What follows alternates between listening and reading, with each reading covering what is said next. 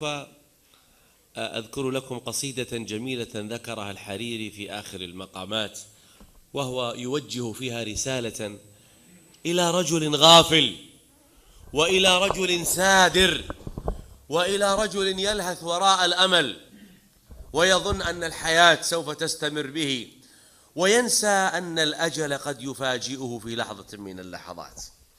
فيقول فيها: خل الدكار الأربع والمعهد المرتبع والضاعن المودع وعد عنه ودع، واندب زمانا سلفا سودت فيه الصحفا ولم تزل معتكفا على القبيح الشنع.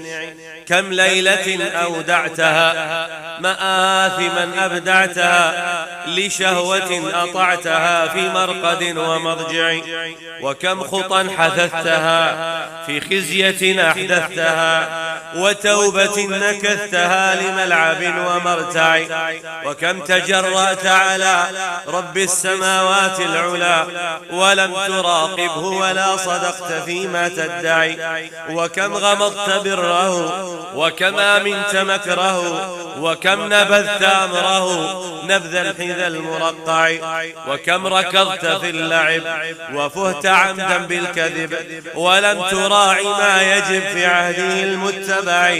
فالبس شعار الندم واسكب شآبيب الدم قبل زوال القدم وقبل سوء المصرع، واخضع خضوع المعترف ولذ ملاذ المقترف واعص هواك وانحرف عنه انحراف المقلع. إلى متى سهوتني ومعظم العمر فني فيما يضر المقتني ولست بالمرتدع.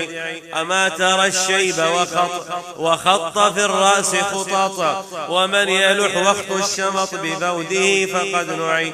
ويحك يا نفس احرصي على ارتياد المخلص وطاوعي واخلصي واستمعي النصح واعي، واعتبري بمن مضى من القرون وانقضى واخشي مفاجات القضاء، وحاذري أن تخدعي وانتهجي سبل الهدى وادكري واشكى الردى، وأن مثواك غدا في قعر لحد بلقعي. هل له بيت البلا والمنزل القفر الخلا ومورد السفر الأولى واللاحق المتبع. بيت يعني القبر، بيت يرى من أودعه قد ضمه واستودعه بعد الفضاء والسعة قيد 3 أذرع. لا فرق أن يحله داهية أو أبله أو معسر أو من له ملك كملك تبع.